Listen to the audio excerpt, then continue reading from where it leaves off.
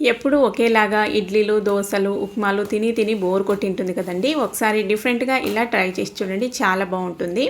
Hi guys! Welcome to Sweety Kitchen. నేను మీ బాను. అవునండి, డిఫరెంట్‌గా ఈ రెసిపీ అయితే టేస్ట్ అద్భుతంగా ఉంటుంది. మరి ఎలా చేసుకోవాలి ఏంటనేసి వీడియోలో డీటెయిల్‌గా షేర్ చేస్తున్నాను. వచ్చేయండి చూసేద్దాం. ఒక మిక్సింగ్ బౌల్ తీసుకొని అందులోకి ముప్పావు కప్పు బొంబాయి రవ్వ అయితే వేసుకున్నాను. సూజీ రవ్వ, ఉప్మా రవ్వ అంటారు కదా, అది వేసుకోవాలి. అలాగే పెరుగు వేసేసుకొని కొన్ని నీళ్ళు వేసేసుకొని ఇక్కడ చూపించిన విధంగా అయితే మిక్స్ చేసుకోవాలి. మనం రవ్వ తీసుకున్న క్వాంటిటీ పెరుగు అయితే తీసుకోవాలండి. పెరుగు కొద్దిగా తక్కువ తీసుకున్నట్టుంటే కొన్ని నీళ్ళు వేసేసుకొని బాగా మిక్స్ చేసుకోవాలి. ఈ విధంగా బాగా మిక్స్ చేసుకొని దీన్నైతే క్లోజ్ చేసుకొని ఒక 10 నిమిషాలు అయితే పక్కన పెట్టుకుందాము. టేస్ట్ అయితే సూపర్ ఉంటుందండి. తప్పకుండా ట్రై చేయాల్సిందే ఈ రెసిపీ అయితే. ఇప్పుడు స్టఫింగ్ ప్రిపేర్ చేసుకుందాం. పొయ్యి మీద ప్యాన్ పెట్టుకొని అందులో ఒక టేబుల్ స్పూన్ అంతా నూనె వేసేసి పోపులు అయితే వేసేసుకోవాలి. ఆవాలు, జీలకర్ర, అలాగే సన్నగా చిన్న చిన్న ముక్కల్లాగా కట్ చేసిన అల్లం ముక్కలు అయితే వేసేసాను. అల్లం వేసుకోవడం వల్ల మనకి టేస్ట్ కానీ ఫ్లేవర్ కానీ చాలా బాగొస్తుంది. పైగా ఆరోగ్యం కూడా చాలా మంచిది అల్లము. ఉల్లిపాయ ముక్కలు కూడా వేసేసుకొని ఉల్లిపాయ ముక్కల్ని కొద్దిగా మగ్గించుకోవాలి.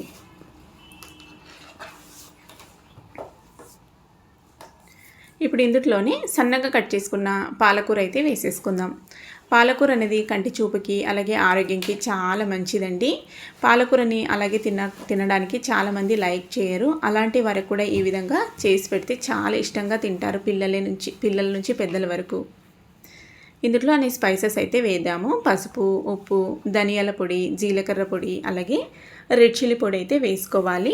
కావాలంటే రెడ్ చిల్లీ పౌడర్ ప్లేస్లో పచ్చిమిర్చినైనా సన్నగా కట్ చేసి లేదంటే పేస్ట్ లాగా చేసి కూడా వేసుకోవచ్చు. అలా మిక్స్ చేసుకుంటూ కొద్దిగా మనకి ఇదనేది కొద్దిగా మగ్గాలన్నట్టు పాలకూర అనేది. చూడండి, ఈ విధంగా మగ్గిన తర్వాత ఒక టీ స్పూన్ శనగపిండిని కొన్ని నీళ్ళల్లో వేసుకొని ఈ విధంగా మిక్స్ చేసేసి ఇప్పుడు ఈ పాలకూరలో వేసేసుకొని మిక్స్ చేసుకోవాలి. కొన్ని నీళ్ళు వేసేసుకొని ఈ విధంగా మిక్స్ చేసుకోవాలండి. ఇక్కడ చూపించిన విధంగా ఒక పావు కప్పు నీళ్ళు వేసుకుంటే సరిపోతుంది. పిండి అనేది ఉండలు కట్టకుండా మనకి ఈ కూరలు అనేది బాగా ఈక్వల్గా మిక్స్ అయ్యేలాగా ఈ విధంగా మిక్స్ చేసుకోవాలి. మనకి ఈ పిండి అనేది కొద్దిగా ఉడికిందని తెలిసిన తర్వాత ఇంకా స్టవ్ ఆఫ్ అయితే చేసేసుకోవాలి. చూడండి, ఇక్కడ స్టవ్ ఆఫ్ చేసేసుకుందాం. స్టఫింగ్ అయితే రెడీ అయిపోయింది మనకి. ఇది చల్లన తర్వాత కొద్దిగా దగ్గర పడుతుంది అన్నట్టు. ఆలోపు మనకి ఇక్కడ ఒక 10 నిమిషాలకి రవ్వ కూడా పెరుగు మొత్తానికి బాగా పీల్ చేసుకొనింది. ఇప్పుడు ఒకసారి అంతా బాగా మిక్స్ చేసుకొని దీన్నైతే మిక్సీ జార్లోకి వేసేసుకుందాం. రుచికి సరిపడా ఉప్పు వేసేసుకొని దీన్నైతే బాగా మెత్తగా మిక్సీ అయితే పట్టుకోవాలి. మిక్సీ పట్టుకున్న ఈ బ్యాటర్ని ఒక బౌల్లోకి అయితే వేసుకుందామండి. చూడండి, ఈ విధంగా రావాలి మిక్సీ పట్టుకుంటే మనకి. కన్సిస్టెన్సీ కూడా మరీ గట్టిగా ఉండదు, మరీ లూజ్గా కూడా చేసుకోకండి. దోశ బ్యాటర్ కన్సిస్టెన్సీ వస్తే సరిపోతుంది. టేస్ట్కి సరిపడా ఉప్పు కూడా వేసేసాం కాబట్టి ఒకసారి అంత బాగా మిక్స్ చేసేసి ఇప్పుడు చిన్న చిన్న బౌల్స్ అయితే పెట్టుకుందామండి. కప్పులు ఈ విధంగా ఒక ప్లేట్లోకి. మీరు కావాలంటే సోడా వేసుకోవచ్చండి. నేను ఇక్కడ సోడా అయితే వేసుకోవట్లేదు. సోడా వేసుకుంటే కొద్దిగా ప్లఫీగా వస్తాయి. సోడా మంచిది కాదు పిల్లలకి అనేసి నేనైతే వేయట్లేదు. పిల్లలకి పెడదామని చేస్తున్నాను అన్నట్టు. వీటికైతే కొద్దిగా ఆయిల్ అప్లై చేశాను. తర్వాత ఈ విధంగా బ్యాటర్ అయితే వేసేసాను. చూడండి, మనం ప్రిపేర్ చేసుకున్న స్టఫ్ని అయితే ఈ విధంగా మిడిల్లో స్టఫ్ చేసేసాను. పిల్లలకి నచ్చే విధంగా ఈ విధంగా డిఫరెంట్గా చేసి పెట్టామంటే చాలా ఇష్టంగా తింటారండి. ఎప్పుడు ఉప్మా తిని తిని బోర్ కొట్టింటుంది కదా, ఇంట్లో కూడా డిఫరెంట్గా ఇలా చేసి పెట్టండి. బ్రేక్ఫాస్టే కానీ స్నాక్స్కే కానీ చాలా బాగా తింటారన్నట్టు. ఇప్పుడు ప్రీ హీట్కి పెట్టుకున్న ఇడ్లీ స్టాండ్లోకి ఈ బౌల్స్ అయితే సెట్ చేసేస్తున్నా. నాకైతే ఇక్కడ 4 కప్స్ అలాగే ఒక గ్లాస్ అయితే వచ్చిందండి. ఒక టీ గ్లాస్ కూడా వేసాను అన్నట్టు. అందులో కూడా చాలా ఈజీగా మంచిగా వచ్చేస్తుంది అన్నట్టు, బాగా స్టీమ్ అవుతుంది. ఇప్పుడు మూత క్లోజ్ చేసుకొని దీన్ని అయితే ఒక 10 నుంచి 15 నిమిషాల పాటు స్టీమ్ చేసుకోవాలి. నేనైతే 10 నిమిషాలకే తీసేసాను. 10 నిమిషాలకే చక్కగా స్టీమ్ అయిపోయింది. ఫ్లేమ్ అనేది మీడియం ఫ్లేమ్లో పెట్టుకోండి. చూడండి, బాగా చక్కగా పొంగుతూ వచ్చాయి కదా. మీకు బాగా ఇంకా పొంగుతూ రావాలనుకుంటే కనుక సోడా వేసుకోవచ్చు.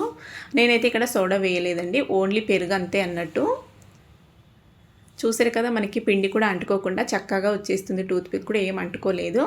కొద్దిగా చల్లన్న తర్వాత తీసేసుకోవాలి. ఇప్పుడు పొయ్యి మీద ప్యాన్ పెట్టుకొని అందులో కొద్దిగా నూనె, ఆవాలు, అలాగే కొంచెం జీలకర్ర వేసేసుకుందాం. అందులోనే కొద్దిగా పసుపు వేసేసి, పసుపు అనేది పచ్చిదనం పోయిన తర్వాత ఇప్పుడు ఇందులోకి కొద్దిగా కారం పొడి అయితే వేస్తున్నాను.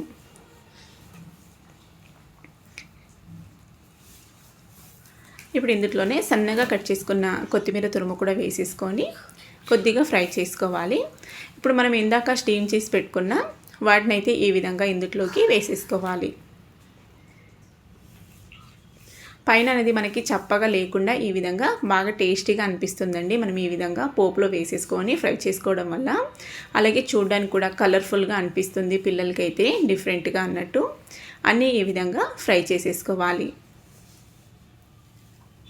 చూడండి, ఈ విధంగా మరీ ఎక్కువ టైం కూడా అవసరం లేదు. 1-2 నిమిషాల పాటు కొద్దిగా ఈ విధంగా 2 వైపులా టర్న్ చేసుకుంటూ ఫ్రై చేసుకున్నారంటే చక్కగా మనకి రెసిపీ అయితే రెడీ అయిపోతుంది. అలాగే తినేస్తారు పిల్లలైతే. కావాలంటే చట్నీతో కూడా సర్వ్ చేసేసుకోవచ్చు. ఇప్పుడు వీటినైతే ఒక ప్లేట్లోకి అయితే సర్వ్ చేసేసుకుందాం. రెసిపీ అయితే రెడీ అయిపోయిందండి. నచ్చితే చట్నీతో సర్వ్ చేసుకోండి, లేదంటే అలాగే కూడా తినేయచ్చు. చాలా బాగుంటుంది. లేదంటే రాయితతో తీసుకోవచ్చు. పెరుగు రాయిత చేసుకుంటాం కదండి, ఆ విధంగా రాయిత ప్రిపేర్ చేసుకొని కూడా తినొచ్చు. రెసిపీ అయితే నచ్చింది అనుకుంటున్నా. మీకు కనుక నచ్చినట్లయితే మీ ఒపీనియన్ని నాతో షేర్ చేసుకోండి. అలాగే ఇలాంటి మరిన్ని ఎన్నో రెసిపీస్ కోసం మన ఛానల్ని అయితే సబ్స్క్రైబ్ చేసుకోండి, స్వీటీ కిచెన్ అనే ఛానల్ని. నెక్స్ట్ మళ్ళొక హెల్దీ రెసిపీతో అయితే మీ ముందుకు వస్తానండి. తప్పకుండా ఛానల్ని సబ్స్క్రైబ్ చేసుకొని ఇలాంటి మరిన్ని రెసిపీస్ అయితే మన ఛానల్లో పోస్ట్ చేస్తూ ఉంటాను. ఫాలో అవుతూ ఉండండి. టేస్ట్ అయితే అద్భుతంగా ఉంటాయి. తప్పకుండా ట్రై చేసి మీకు ఎలా కనిపించిందో మీ ఒపీనియన్ అయితే నాతో షేర్ చేసుకోండి. Thank you for watching. Bye.